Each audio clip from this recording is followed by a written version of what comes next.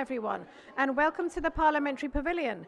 My name is Marlene Mhera. I'm Chief Executive of Globe International, and I'm delighted to welcome everybody who's here in person and those of us who are joining us on the live stream. So this is our first afternoon session of today, and today's theme, as you all know, is trade, finance, gender accountability, and equality. So we had an excellent session this morning. It was on gender, but actually we covered many of the other themes. We covered finance, accountability, equality. The one theme that we didn't cover was trade. So we're going to look into this in depth. And the title of our theme, of our session, of course, is Remaking Sustainable Trade for a Climate-Safe Future. And we've taken some liberties because actually that refers to the initiative that Professor Dan Esty has been leading at the World Trade Organization for some time. And Professor Dan Esty is going to be our distinguished speaker. He's going to be sharing the results of, so far, I know this is still very much a work in progress, Dan, the results of a piece of very innovative work, and as he will explain to you, it's at the initiative of the new Director General of the World Trade Organization, focusing on how one can remake sustainable trade at a period of tremendous volatility for the trading regime. It really is a watershed moment, an inflection point for the trading regime when it has to come face to face with the reality of what the Paris Agreement has meant, the implications of a net zero future. Can we have a Paris-aligned and net zero-aligned trading regime? So that's very much the focus of the session today. And Professor Esty, what we're going to do in terms of the format is invite you to make a presentation on this piece of work. You've shared it with us just the current version 2 of the Villars Framework for a Sustainable Global Trading System. So don't worry, you don't have to mug it up on the panel itself. We're going to hear in depth from Professor Esty, and then we're going to open it up onto a discussion. We're privileged to have 2 distinguished members of Parliament here, Honourable Cedric Flolik, Member of Parliament from South Africa, and the Honourable Christine Kaya, Member of Parliament from Uganda. And we also have from Japan, somebody who's well known to us at Globe, very distinguished member of Globe Japan, Professor Takashi Hongo, and he will be sharing his perspective. So without further ado, Dan, the floor is yours. Thank you. Malini, thank you very much. Thank you all for being part of a conversation today, particularly those online around the world. For those who don't know it, today is Trade Day at COP28. And it is the first time in 3 decades of these annual climate change summit meetings that there is a thematic day devoted to trade. And I want to just step back for 1 minute and explain why that might matter. And the big story of the gathering here in Dubai, as many of you I think will know, is the global stocktake, which suggests that the community of nations is not on track to reduce emissions as committed, which would be aiming for net zero emissions by mid-century. And I think that leads to a question for all of us, but particularly for parliamentarians. What are you going to do about it? What's the next step? How do we move from a trajectory of rising emissions to one of falling emissions? And by the way, even where they're falling, and it's falling in some places, it's not at a fast enough pace. And I think the answers of what is required are known in some regards: more finance, more capacity building, corporate sustainability. Some would tell you, and my students at Yale would tell you, rise up as young people, Greta Thunberg leading the way, and take power, push back on those who are not moving fast enough. I think there is another lever that needs to be pulled, and that is the trade system. And here's the argument. It's not all about money, although it's not unimportant, but we really do need to move clean energy technologies, goods, services, infrastructure at speed and scale around the world. And we have not done well enough on that agenda. And it is, again, partly a finance question, but it is equally a question of trade policy and trade opportunity. And I think the WTO stands ready to play a role in helping countries all over the world become more engaged in that trade process. The second thing I would tell you is the trade system could do even more if it were restructured, reframed in what I describe as becoming fit for purpose. in the 21st century going forward. I think the trade system, many of you will know, was designed in the wake of World War II with an aim to bring countries together economically.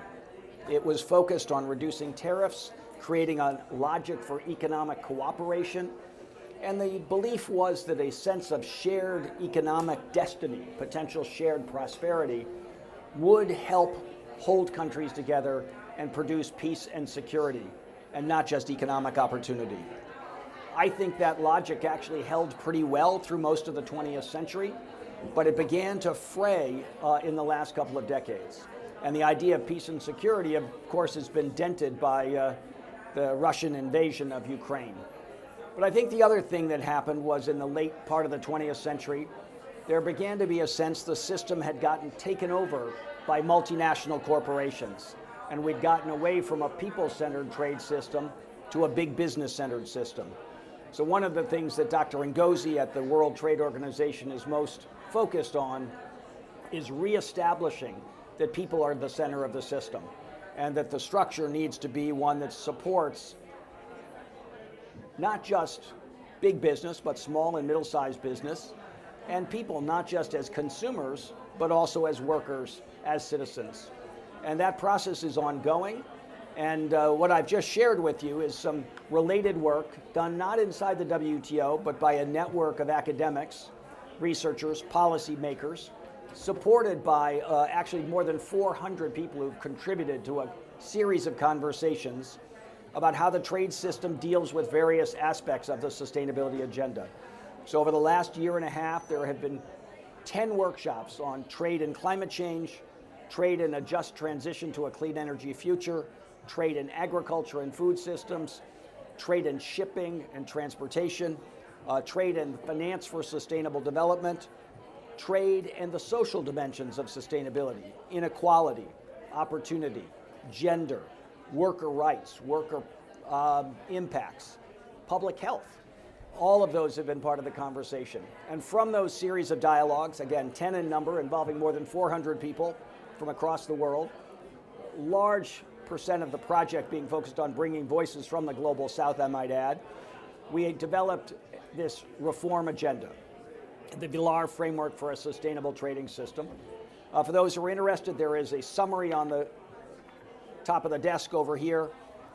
It is an 8-page version of 160 pages of analysis that basically argues for better alignment between trade and sustainability, and really a remaking of the trade system to advance the global commitments on climate change, but even more broadly, the commitments to a sustainable development future. And I'm not going to go through the whole project in any great detail, but I want to give you 4 priorities, because those of you who are parliamentarians, I hope you'll take this up within your national government dialogue and give this agenda a bit of a push. First, let me say, there are some countries, including ones that have historically led the trade system, who seem to be backing away from a leadership role. And I'm thinking in particular of the United States.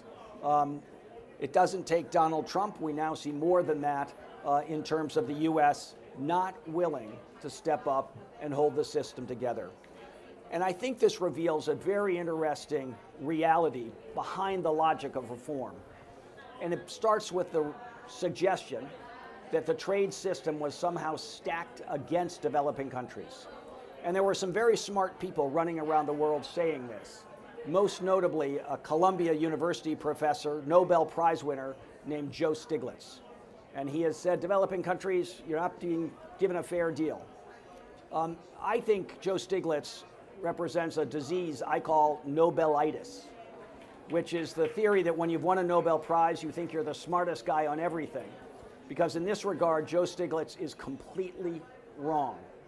It turns out that an institutional framework, a rules-based multilateral trade system that promotes transparency, is how smaller and less powerful countries stand up to the big and the powerful. And had Joe Stiglitz gone to at least a week of law school, never mind economic school, he would have learned that institutions, legal frameworks, rules are how you defend people against the bullies. And so his theory that this was somehow set up in a way that was not fair to developing countries has proven to be completely wrong. Now, it's still true that a lot of countries are disappointed with what they've gotten out of the trade system, and I think we have a separate problem that so much of the benefit has gone to one country, China. So our analysis suggests that if you look out across the last 30 years, something approaching half of all the benefits in the world, trade benefits, have accrued to China. So you end up with many countries feeling that they didn't get a good deal out of the trade system in recent years, including, I would say, the country that feels most disappointed is the United States. It feels like Donald Trump has convinced many of the people that the U.S. has been hard done by this system, and that it's set up to support lots of other people and not workers, at least, of the United States. So the reform agenda tries to reset the trade system for a revitalization in the coming years around a new framework.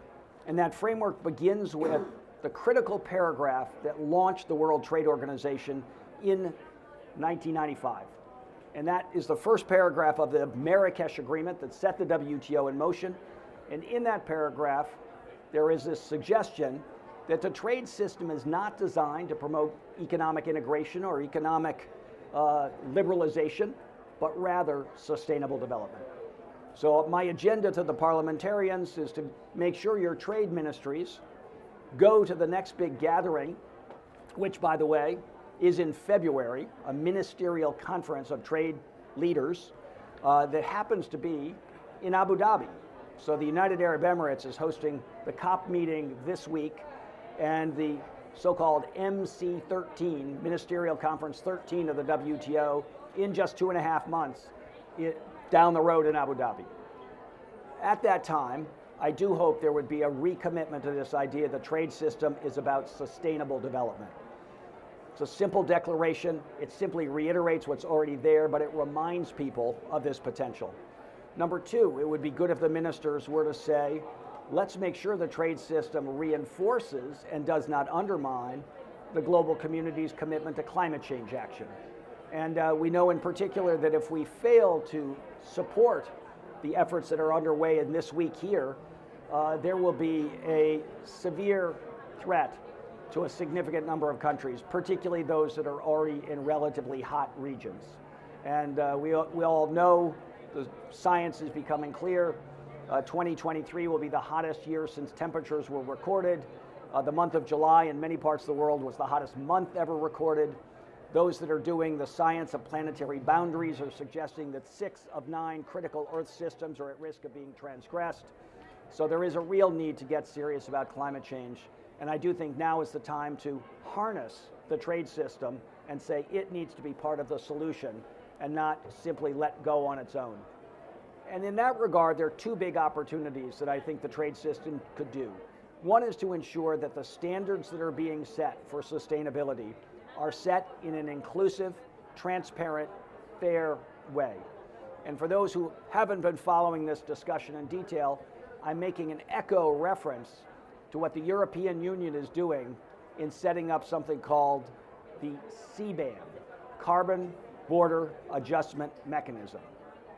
And this is an attempt to ensure that no company gets a competitive advantage in traded goods by underperforming against established environmental standards. Now, I've just glossed over a quick point because I said established environmental standards. The European Union proposal says we will define what those standards are, and we are going to decide who gets a penalty tariff on products going into the European Union. That process began in October. It unfolds over the next several years. And from my point of view, it's got a conceptual logic. We don't want to reward people who are not doing their environmental responsibility, but it would be better if the structure were multilaterally defined.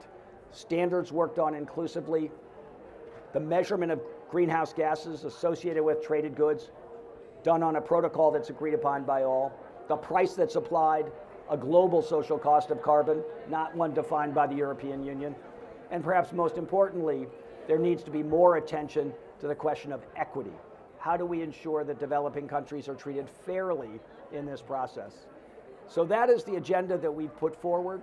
We think it reflects critical issues from a variety of perspectives, especially significant emphasis on ensuring the developing countries are able to move along with this agenda, see it as constructive and helpful to them, and not left behind. So let me stop there, Malini, and invite commentary, and I hope we can get back and forth across your panel and then with the audience as well. Thank you very much. In the interest of time, Dan, I haven't done you justice by actually introducing you, but you are, of course, the Hill House Professor at Law at Yale University in the Environment Law Department. And just to provide, I think, a degree of pedigree on this conversation, I just want to share this with you. This is a book that Dan had written in 1994, Greening the GATT, when it was still called the GATT, before we had the establishment of the World Trade Organization. So these are issues that you have been cleanly watching, analyzing, but importantly contributing to. So that's the background to which the reform agenda that you are now placing before us for discussion really comes from.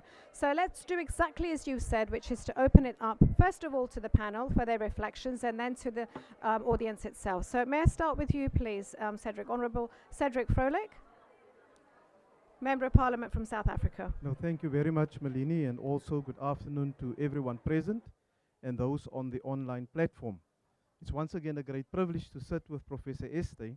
I've referenced you in a number of my academic work that I've been doing on especially climate change, the environment, and then a just and more equitable world. The topic under discussion today, very exciting for us. As parliamentarians, of course, from South Africa, we fully support multilateralism, participation in multilateral institutions, and thrashing and harmonizing differences that may occur. Because the view of us coming from developing countries could be, in certain respects, a little bit more different as far as the current trade arrangements are. We do believe that our commitment is locked, not only as governments in Africa and parliaments in Africa, in the recently adopted Nairobi Declaration, where the African leaders met from the 4th to the 6th in Nairobi, and they released the Declaration on Climate Change and also a call to action.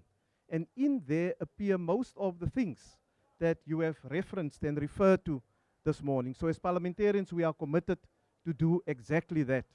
In South Africa, we have passed the climate change legislation, went through the first House of Parliament. It's now in front of the second House of Parliament.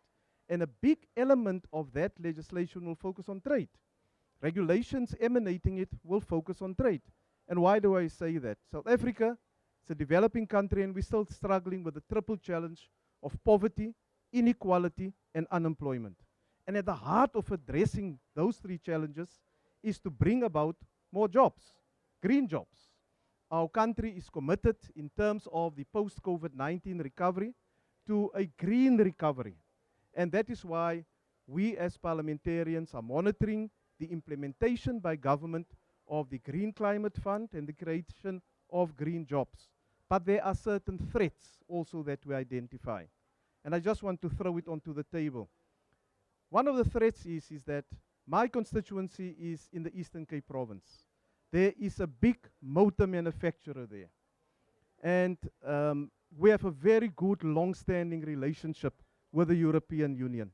And unless we start unpacking what we are saying, what the EU is trying to do, it can cause a pushback.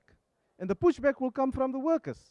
And the workers will say, is it really realistically possible that somebody from this company, the MD, come and say, listen here, we're not in the business of charity. You better conform to this, otherwise we will move elsewhere. And I want to focus on the we may move elsewhere part, because that will cause a disruption in its own of what all of us are trying to agree. So yes, we need to enter into discussions. Parliamentarians will have to keep an eye on the government and all these different trade agreements that are taking place, and play a proactive part also at conferences like this to engage with our counterparts and our colleagues from Europe in this instance, but from across the world, to see how can we bring about a more equitable world trading system that is embracing on the broader principles that includes climate change as well. Thank you very much. So that's an excellent way to get us started. And actually, from what Cedric said, Dan, it seems that your work is done. It's already been included, much of the reform Cedric would agenda. like to decide it, It's I'd be already very done. happy. There you go. So it's in the Nairobi Declaration, so we can pack our bags and head home. But I jest. So I'd like to move to you, please, next. Honourable Christine Kaya, Member of Parliament from Uganda, for your reflections. Thank you very much. On? Yeah. I thank you very much, and thank you for organizing such discussions on this Trade Day. I first of all recognize the presence of a representative from SEATIN, Southern and East African Trade Negotiation Institute, who is helping members of parliament from Uganda to deliberate on trade issues and updating us with a lot of information and ensuring that we deliberate, please. And also my other colleague, our clerk from Parliament. So we thank you. And on such a day, we would like to remind ourselves, where did we go wrong? Where did we go wrong? Because we have to accept that the already available treaties need revision. By the time we establish some of these treaties, some bilateral agreements, the climate change challenge was not at the top. And much of the concentration was on how to raise GDP. So issues of human rights, issues of environmental sustainability had not gotten priority in trade negotiations and trade agreements. But I am very happy that we are beginning now to interest traders in this conversation. We started with carbon trading. As environmentalists, I'm one of them. Carbon trading, and many traders thought that, yes, environmentalists will push it that way, and it ends at that. But we realize that all the actions related to the trading end up either destroying or building the environment. But we have been relating with some of the traders, and they have also showed us that it is not profit-making if we were to incorporate environmental sustainability. There is a level of profit reduction when you try to incorporate environmental sustainability. And to us, that is why you find even in Parliament, very many communities are bringing in proposals to demolish ecosystems. So it's as if a tree must fall in order for a building to stand. And that is what is perceived as development or enabling environment for trading. So what are we saying? We are saying that as members of parliament, we need to take special interest in understanding some of these bilaterals. The challenge we have probably in Uganda and other countries, these bilateral agreements are decided upon by the executive, the cabinet, and parliamentarians may not be, included in the negotiations. That could be another challenge for parliamentarians. So, as we go back to our countries, how do parliaments engage in negotiating for the terms and conditions in some of these bilaterals? And then, how do we balance profit and conservation? How do we do that? As we move around here, where are some of the examples? What works well? Practical examples of calculations where traders will show us, I'm doing this, and because I integrated environmental conservation, my profit remained the same or increased. Members of parliament need to see how such interventions are done, and that is when we can be able to incorporate them in our respective documents. Then checking on the budgets, budgetary checkups. In Uganda, we are lucky. Every budget must be accompanied by a climate certificate. So, but it is a certificate to the entire budget, not respective ministries. And so the generalized certificate may not really look at the ministries, the respective ministries, and how they fulfill our requirements.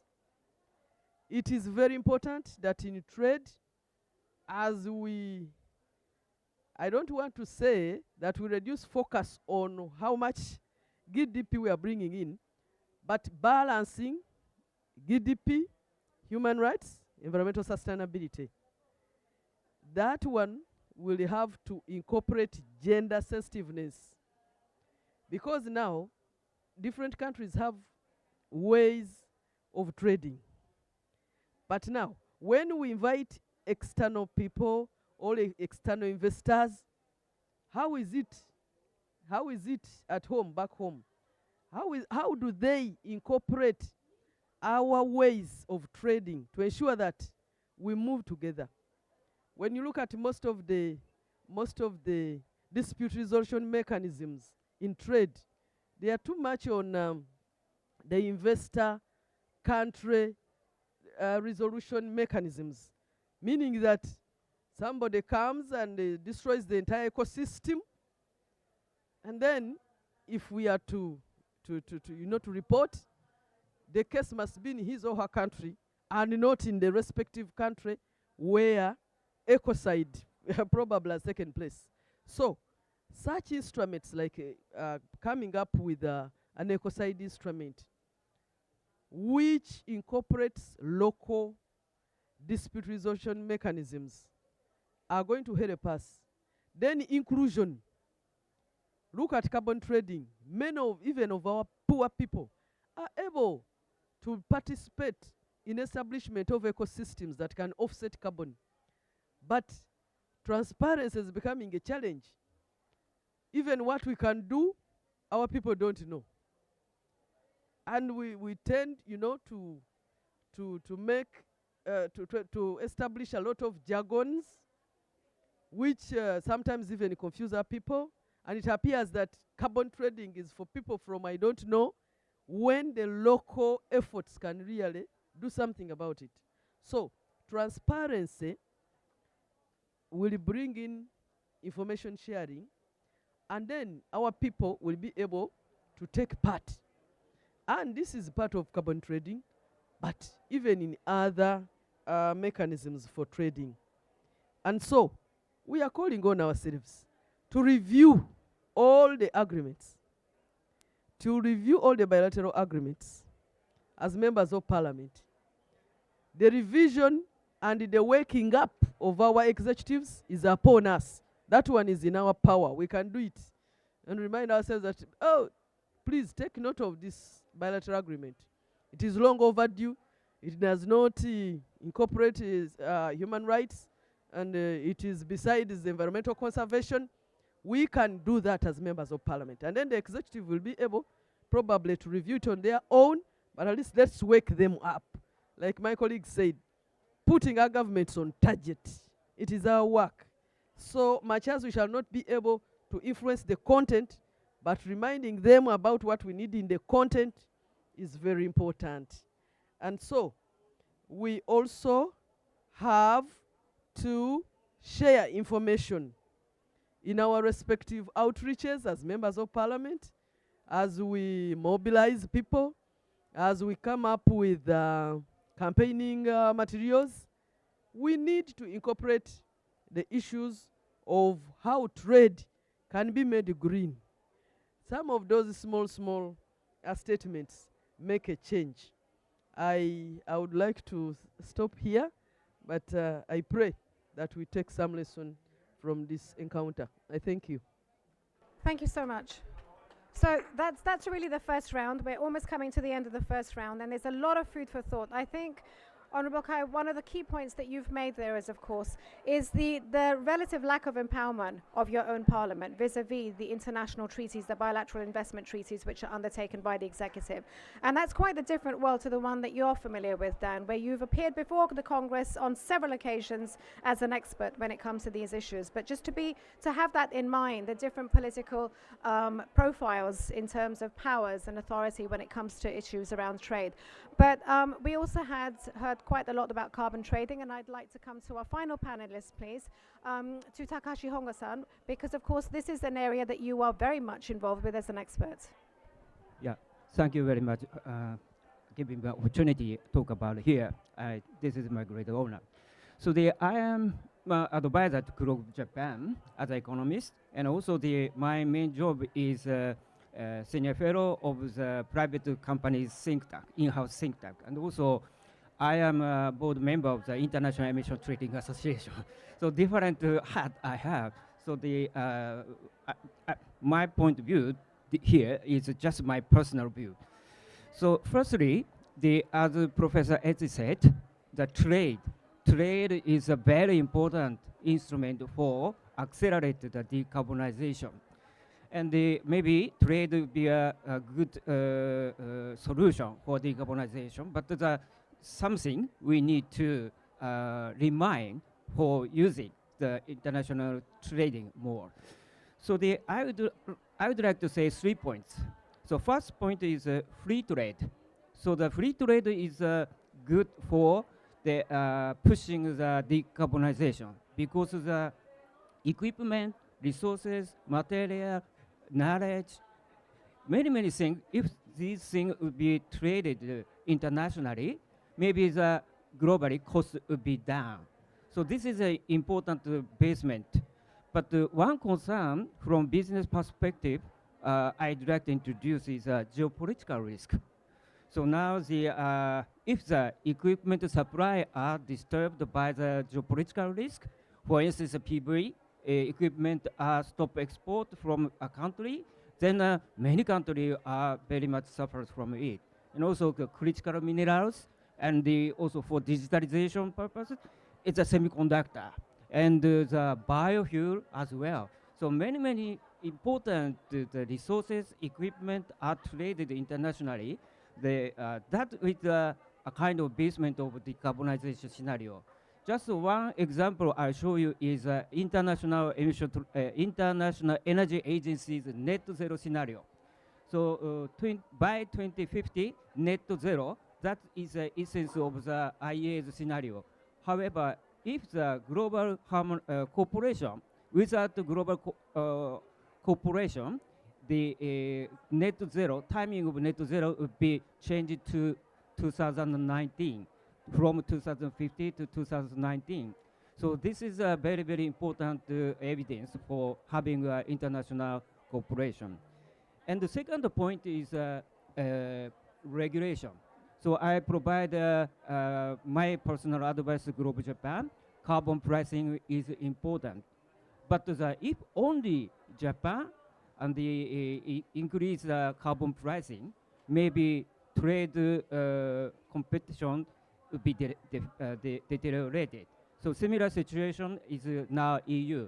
That's the reason why EU CBAM are proposed and going to be implemented. So if now there is a kind of argument between EU and Japan, because the EU's policy is very stringent compared to Japan, and big difference are there. So the EU CBAM or carbon border adjustment, I think the principle or theoretically it is fine. However, don't rush. That is my message. Much softer type of the alliance is better option, and this is my advice to Global Japan. And the third point is flexibility. As she said, the emission trading is important. This is similar to the benefit of the product and service of trade, international trade. So even though the goal is the same, but the pathway to net zero may be different, country to country and company to company. Kind of flexibility is necessary. So the international emission trading is a part of the global trade. So it is better to use international emission trading. But one point we think seriously consider is history of the international emission trading is not so long. Compared to other trading, very young, almost a baby. So the learning by doing That is a typical terminology if we are talking about how to improve the emission trading. So it's improved year by year. So now one of the hot issue is safeguard and sustainability. So the project can reduce emission. However, if the project will provide other negative environmental impact on surrounding economy or regional society, that is not good. So safeguard and the sustainability criteria, that is incorporated into the assessment of the emission trading. So this is a really new and very hot issues. And yes, and a part of the safeguard and sustainability, other key word is free, prior, informed consent. So the well-informed, then the acceptance. This is an important element of the safeguard mechanism, particularly for the emission trading. That is my point. Thank you very much. Thank you so much. Really fascinating. Quick follow-on to some of those? Yeah, absolutely. That's the idea. Okay. Yeah, why don't we just go straight to it? And then we can go maybe to the audience. We can do that. Let's go ahead. So I just wanted to say, I think this conversation reflects just what needs to be done. And I am very much of the view that the parliamentarians have a critical role to play, because they're often the interface between the broad public and the policymaking process. And I think too much of the trade debate has been handled on a technical basis by technical experts. And as a result, the public has been left out of the conversation. So I really valued that contribution. I also think, and this is a really important point, I know some of you are from Africa, the idea of a sustainability infused trade system where the ability to produce on a more sustainable basis is an advantage is going to change who has competitive strength in global trade. And the initial work that's being done at the WTO, and again, I assume all of you know that the Director General is Ngozi Okonjo-Iweala, and she is a World Bank former economist, so she's very focused on these ideas of who has potential gain in strength and who does not.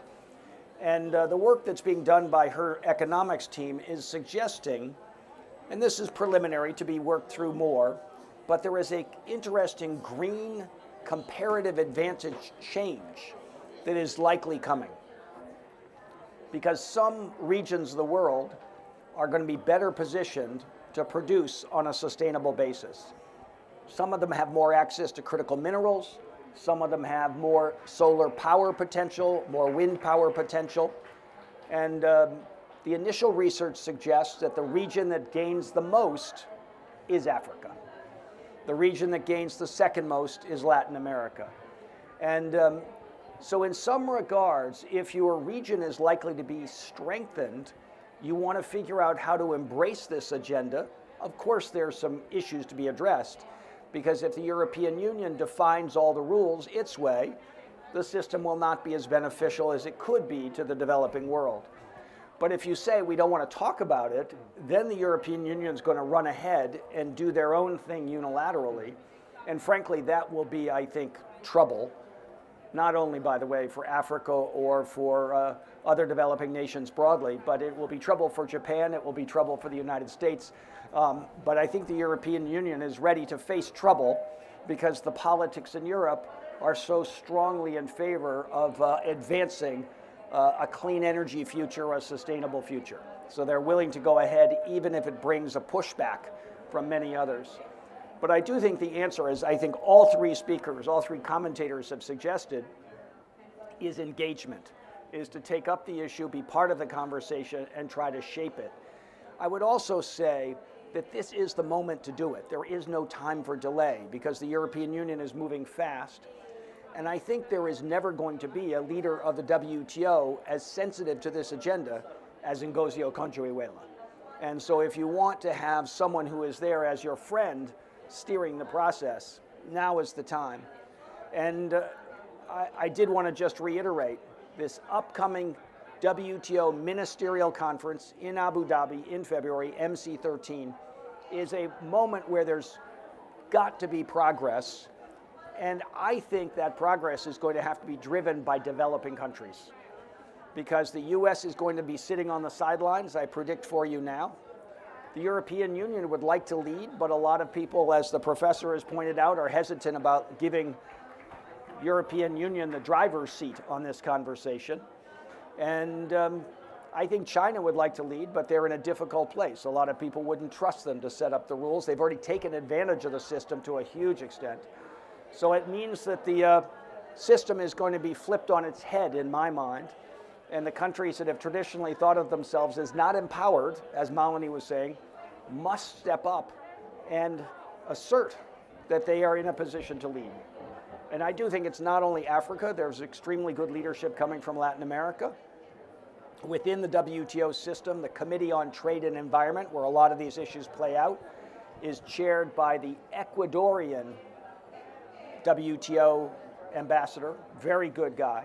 So there is a lot of potential, but it is going to have to require some engagement and leadership that I think the developing countries have not always saw themselves as positioned to do, but that has to change. So, Dan, can I just ask for a clarification before we open this up to discussion? So you said that on the basis of the analysis that's been done, Africa emerges as a country which is likely, as a continent which is likely to succeed in this new world, where countries are given preferences given their green profile. Now, is that on the basis of natural resource endowment? So countries are not given preferences.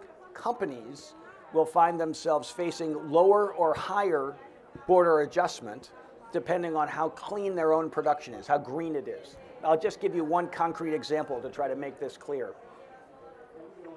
Kenya has emerged as a huge flower producer shipping into the European Union. Kenyan flowers have the advantage of more sunlight than Dutch flowers grown in greenhouses in the Netherlands. So even after you ship the Kenyan flower to the European market, it arrives with a lower carbon footprint, as we say, than a Dutch flower that had to be grown in a greenhouse with a lot of energy consumed to keep that greenhouse hot, keep the hot lights on. So if you say we're going to take account of your carbon footprint, and we're going to make you pay for a high carbon impact, the Kenyan flower is going to be competitively advantaged versus the Dutch flower. And if we don't take account of this, then the Dutch flower could still be the leader. But I think there is a growing recognition that countries with a lot of sunshine can produce particularly agricultural exports in a way that will be advantaged. And I mentioned briefly, I just want to return to this, the subsidies agenda that is part of this remaking trade for a sustainable future. If you were to take out the production-based agriculture subsidies that Europe uses, America uses, China, India, Japan, South Korea are the major countries using agriculture subsidies. If you were really to take those down as we propose, our analysis suggests 60 or 70 developing countries, half of whom are Africa and Latin America, have huge gains. And it is, I think, a challenge. It goes back to something several of you said. There hasn't been enough analysis done so that African countries in particular see the opportunities. And it's not clear these opportunities emerge if all the rules get written in Europe. But I think if it's done on a fair basis, and that's all that anyone should ask for, is a fair basis, then there could be some substantial new opportunities, initially in agriculture, but over time in manufacturing. Because if you can produce low-cost, clean electricity in the future, this creates a potential to be a manufacturing center, potentially a green hydrogen center, and there are a whole set of new industries that emerge over the next 20, 30, 40 years that may find themselves better located in countries that have this natural advantage in a clean energy future. So I can see, Cedric, that you're absolutely chomping at the bit to come into this, because you've talked about the need to be proactive. And I think, as Dan is saying, this really comes as news to many people in terms of the natural endowment and the industrial endowment that the continent of Africa has. So, Cedric, over to you. No, thank you, Melanie, and thank you, Professor. I think what we must be very aware of is the different scale of industrial development on the African continent. It may be very helpful as an example that you used for Kenya in terms of flour production, but South Africa is one of the largest industrialized economies on the continent. And the threat that we see, unless we approach it in a very sustainable manner, is that South Africa stands to lose with border adjustments taking place. It has the potential to decimate our industries in the country, whether it's in terms of Europe or even in terms of the United States. And then very interestingly, the issue of geopolitics that was mentioned. As an example, for instance, we are busy renegotiating with the United States, AGOA, the African Growth and Opportunity Act, that will come, the new arrangements will come into force in 2025. And then you have one congressman and a few others joining in the United States, raising the reasons why South Africa is not supportive of the European approach in terms of the Russian and Ukraine conflict. So all of those things play a critical role. And unless we take into account the differential elements that's involved in terms of cross-border taxing, we could really harm the existing industries that's on the African continent. But there's more reason for diplomacy, more reason for engagement, more reason for engaging our different governments to come with these different instruments, whether it's bilateral agreements or other instruments, for politicians to interact on it. Because at the end of the day, I must go back home. We must go to an election. And I must explain to people in my constituency why there's a potential that this factory can close and 5,000 people and 50,000 downstream people can lose their jobs. So we must have that flexibility also in terms of the time frames for implementation. And that's where differentiation comes in. Because if it is hard, it's going to cause more harm than good to the African continent. Thank you. So it really sounds like the European Union certainly has set the cat among the pigeons, absolutely. And as you said, there's a need for differentiation certainly here. Christine, if I can come to you, please, because you talked about the need to move away from jargon. And Dan, also, without using the word, you were talking about the need to democratize it so we can bring it closer to the citizen and improve the understanding. So would you like to comment either on that or something else that you've heard so far? Thank you once again. In addition to reducing on the jargons, the climate-related jargons, but also the trade-related jargons. Also, trade has a lot of jargons. We need to understand that Parliament is made up of politicians. And so harmonizing politics with trade or trade negotiators is very important. We all need to work together because sometimes trade negotiators come up with proposals and they're like, you are politicians, leave us alone. But also, as politicians, it's as if, yes, for us, we harmonize all policies to work for our countries. So, we need to build the capacities of trade negotiators in how best we can work together in greening the trade we want to pursue as different countries. And then, in most of the policies and regulations that we are going to come up with, our people may lose livelihoods, enterprises, businesses. But in most cases, we do not want to look at alternatives.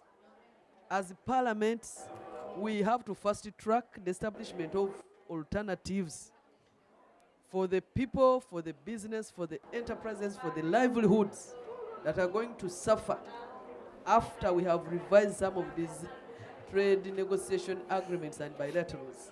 We have to ensure that our people remain. That is what will bring in the humanity within our discussions. Otherwise, still, when we go extreme of environmental conservation, from the extreme of GDP, things may not work out. We have to just keep a balance of GDP, environmental sustainability, and human rights. I thank you. Thank you. And so let's close this second round, then we'll open it up to an audience discussion, please. Takashi Hongo, would you like to share your thoughts on what you've heard so far before we open to the audience? Yeah, random thing I learned, and yes, I think the subsidy, the professor commented, that is a very critical issue. However, sometimes subsidy is necessary to adjust and reduce the negative impact. So I'm so sorry, I have no clear-cut answer, but how to justify the subsidy, that is a very important issue for the policy people.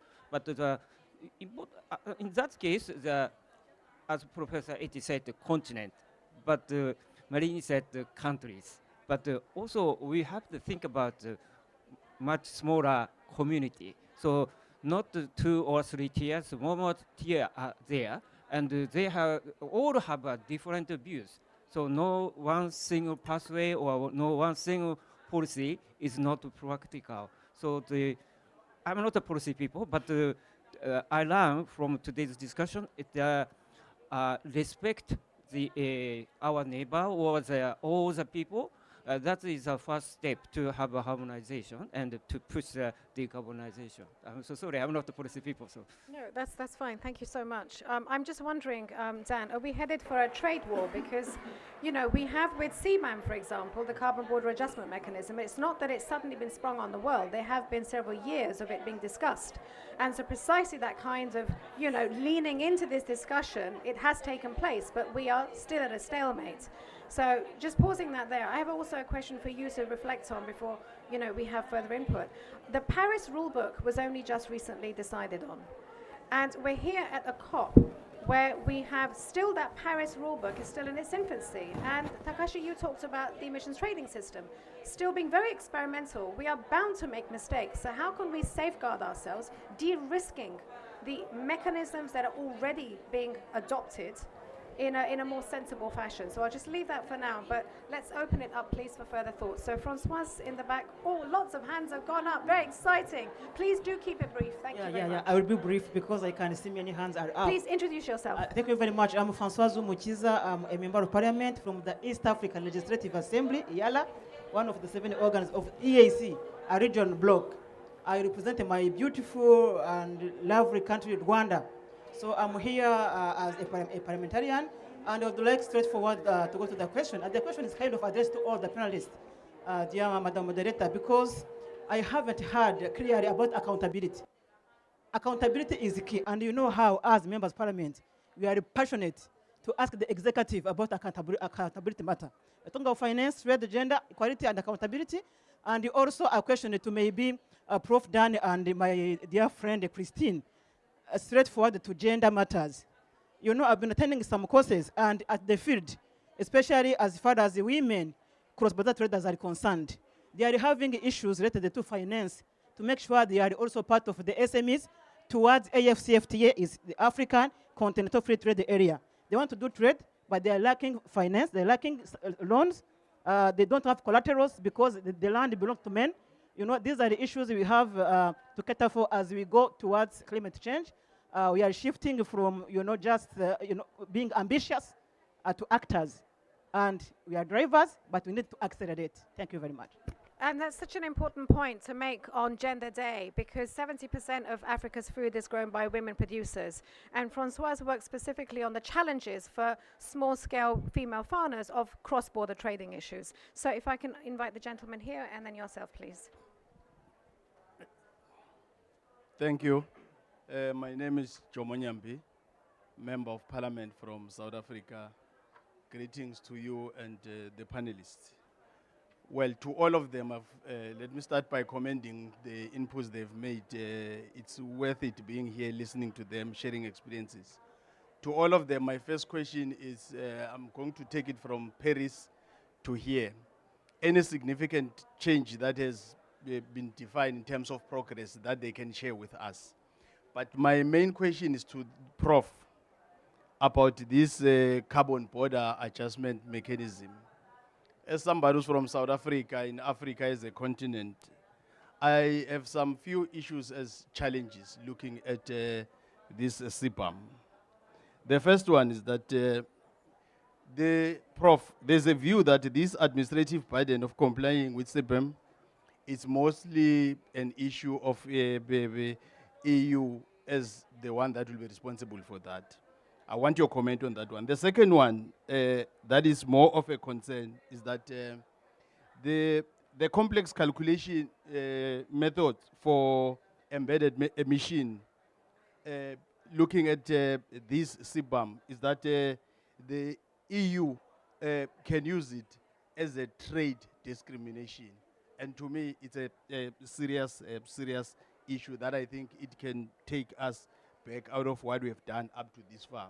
The last issue that I want your comment in terms of the CBAM, as we have correctly touched it, and is that if you look at how it's being regulated, as it has been touched by my colleague, is that we get a sense that it's going to be a discriminative measure that might create unintended consequences, looking from where we're coming from and what we have achieved up to this far.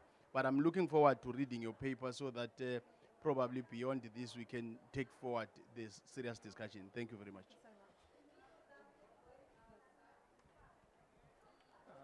Thanks to the esteemed panelists. My name is Kafero Herbert. I work with Southern and Eastern Africa Trade Information and Negotiations Institute, CIATINI. We are a Pan-African research and advocacy-based organization.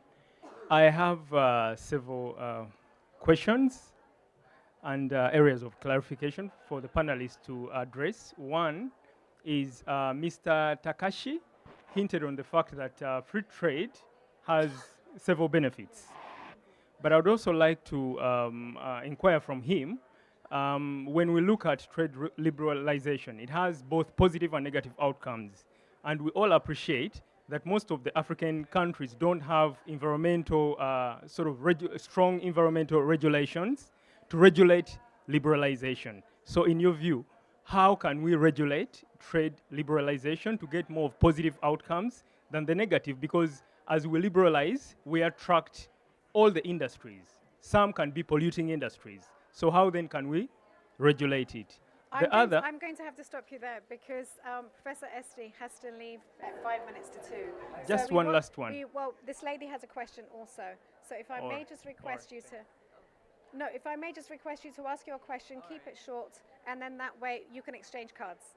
The idea is to start the conversation. We're from the same okay, organization. well, maybe you'll have the same question. No, it's different. Okay. Okay, just to add, my name is Penina from Siatini.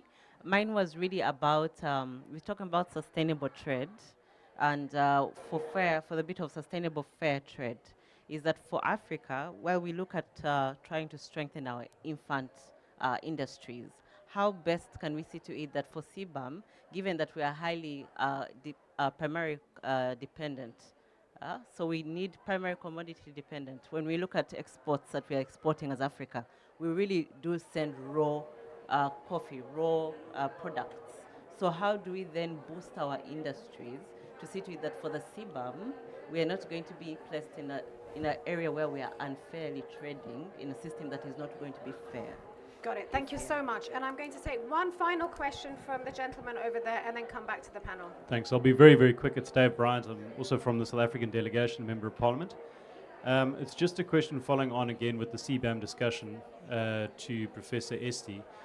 Do you think that there's potentially room to look in terms of the differentiated, or similar but differentiated responsibilities, to potentially look at some form of an incentive system as opposed to a punitive system when it comes to emissions for the developing world? Excellent. And most of those questions were for you, Dan. So would you like to kick off? I'll kick off, and then even if I have to leave, the rest of you Exactly. can continue. First of all, excellent questions. And I'm going to start by answering several of them together because they relate to the CBAM. And I want to start by saying, do we have anyone here from Europe? No. We should next time make sure to get someone to defend the European point of view. Oh, no, I'm about to tell you. So here's my view on CBAM. It is conceptually correct. No enterprise in the 21st century going forward should get a competitive advantage from underperforming environmental commitments. And this is what you were saying. We need to have everyone meet the standard. I think it is actually, from a policy point of view, essential that we track who's performing well and who's not. And we certainly don't want to have an African business or any business that's meeting high standards, lose out on market share because somebody else, and it does cost more in some cases, lose out to those that are not doing the right thing. But I would tell you that the CBAM, while conceptually correct, policy-wise essential, is structurally flawed in multiple ways. And so I do think it needs to be fixed up, cleaned up. I have been trying to share with my friends in the European Union some of the ways that I think they need to clean it up. One of which is they need to acknowledge the diversity of approaches to climate change and credit those different ways of doing things, which you all represent already, some of that diversity. There are a number of other things they could fix. And I do think the most critical defect is related to the last question, actually to the question here as well, and that is failing to take account of how equity is going to be reflected in this process. And the specific way, for those who don't know, this was a question that was very well informed, is that the trade world says developing countries should be given special and differential treatment. And that's the frame that the trade system applies. Now, it turns out that's been a not very helpful frame right to the question, because and it's to your question as well, because if you give somebody special treatment, it may mean that you simply let them out from under the standard. But then they don't become a globally competitive enterprise. And even if it's not legally a problem, many companies won't buy from a supplier that they perceive to be underperforming, because they're going to be reporting in other contexts, not just to government, to shareholders, to a whole set of other interests. And so the real opportunity, I think, and this is in the VLAR framework for those who are interested, is to reframe how equity takes place. Get rid of this special and differential treatment that has largely given some producers a pass. You don't have to meet the standard, because it never moves them to being globally competitive. Instead, our proposal is to repurpose something called the International Trade Center, which is a sister organization of the WTO, meant to help largely small and medium-sized enterprises meet trade requirements. So our view is, let's rename it Sustainable Trade Center to help those enterprises meet sustainability standards. So the real key to success, in my opinion, is capacity building. To your question, is helping people meet the standard, not penalizing them for not meeting the standard. So if I were the European Union, I would be insisting that we want to put money into this new Sustainable Trade Center. We do it to ensure that people recognize our goal is not to obstruct products from the developing world going into Europe, but rather to lift up the standards so they can come in with low or no tariffs, no penalty tariff for unsustainable practices. So I think that's the real opportunity.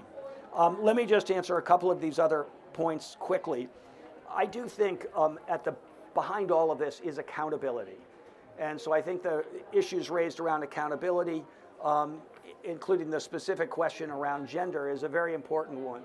And I think what we want is to make sure that where people are bringing products to the market, they take responsibility for the harm they cause and get credit for the benefit they bring.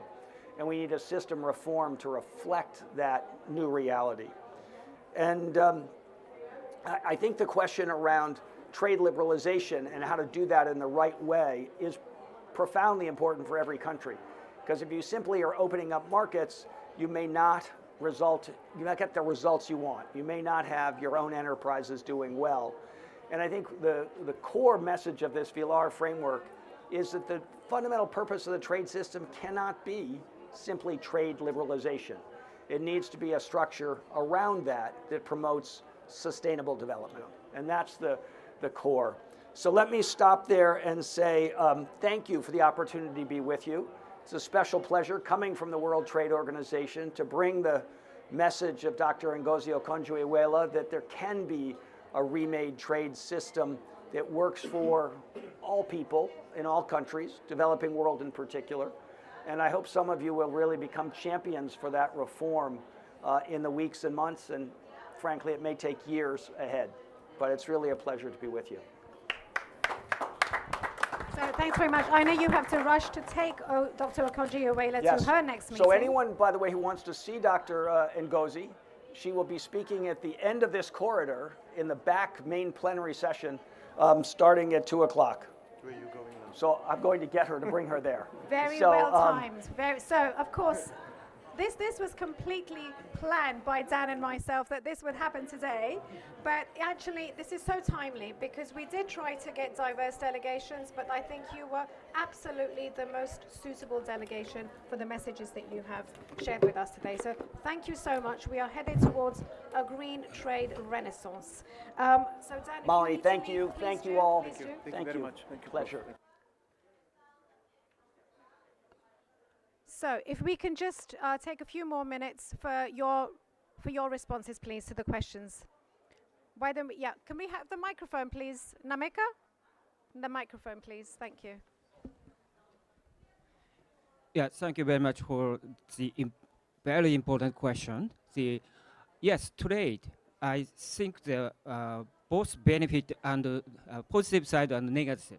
So in my common understanding is no perfect solution. That is a reality.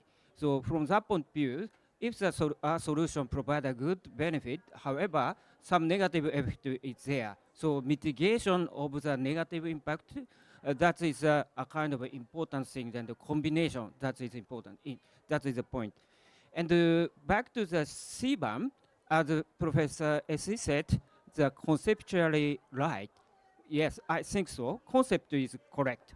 However, I work at the business side too. From that point of view, implementation is different. So particularly how to measure emission. For instance, the typical sector to be covered by CBAM, that is steel making. But in general, steel making is electric arc furnace and blast furnace. So, but even those blast furnace, many different technology are there. And the methodology for calculations emission, globally, it is not there are several different methodologies. So for instance, World Steel Association's one and the European Commission's one is different. So the easy to say, but difficult to implement. That is a reality in my understanding. So that's the reason why don't rush. Even this is the correct way, but if rush, too much rush, maybe system will be criticized and collapse. So proper speed is necessary. That is my thought. And also the standard. So the in many cases, international or global companies criticize you are not environmentally friendly. However, in my feeling, it's different. So many of the international and global company has a basic policy. The keyword is no double standard. So if the company implement a project in their mother country, and the other project is going to be implemented in the other country, same rule should be applied to. This is a kind of the principle of the international company. But sometimes, or I'm not sure how many, but some companies are not taking such a way, so that's why they criticize. But this is transformed to a kind of regulatory framework. For instance, the export credit agency have a common guidance. So all the project, not only the developed, but also developing country, same environmental regulation shall be applied. That is the essence of the common guidance. So one of the example I actually did is sulfur dioxide emission. So the OECD Export Credit Agency, they ask to the project developer to use anti-pollution equipment. So after that, many countries adopted the new regulation. So not regulation first, but actual will be first, then regulation comes. That was my experience. Thank So you very sorry. much. Thank you. Good examples and ground testing policies before implementing them. So we have less than 5 minutes. We do have a hard stop at 2 o'clock. So Christine, your thoughts, and then finally, if you could help bring this to an end, Cedric. From the questions raised, the issue of accountability came up. And we all need to be accountable. The trade negotiators, but as well the traders, need to account to us how their actions, their agreements and bilaterals are addressing the issue of environmental management. But at the same time, politicians and policy makers, we do have to give accountability. But at the same time, the local communities, we have to empower them to also feel they are part of these negotiations, and also feel they are part of solving the problem. Because they also have ways of trading. And it is not good to underestimate their contribution in empowering their participation in trade, in green trading. We are actually ensuring that we are gender sensitive. Empowerment, confidence building, transparency are very important indicators in a gender mainstreaming. So we need to come out clearly, and every one of us gives accountability, not only the executive, not only the parliaments, but as well the traders and the respective local people. I thank you. Thank you so much. And please, your closing remarks. No, Cedric. thank you very much. Just very briefly, I would like to say that accountability, of course, should be embedded in the system. Now, unfortunately, most of the countries from the industrialized nations who come to COP make pledges. And there's something called pledge fatigue that is setting in, because they are not accountable for those pledges that they make over the years. Look how long it took to set up the loss and damage fund, adaptation fund. And then also, if you look at the type of financial commitments of the past not being realized, leads to a trust deficit in the process. So we need to keep those who have been responsible accountable for the damage that has been caused to the environment. Secondly, what we need to do is to change and influence our peers, our colleagues from the developed countries. A lot of them, unfortunately, are not here. Those parliamentarians should be influenced. And we must ask them the simple question: why is it so easy to make trillions of rands available from developed countries to fight wars in the world, but we cannot meet our commitments when it comes to our commitments that were made in terms of climate change? Then lastly, if we want this trade system that's being envisaged to work, it needs to be just, it needs to be equitable, and it must ensure that nobody gets left behind. Thank you very much. So excellent final closing words. Thank you very much. And if I can just remind you, Dr. Nkosi is just down the corridor. She's in the large shared presentation space if you want to go directly. But I think we do have to open this up to a more diversified and interactive forum. So we will work on that, either on-site or online. But thank you so much to all of our excellent panelists. It's been an intense and very informative session. And to all of you for your own contributions and your patience with the format. Thank you very much.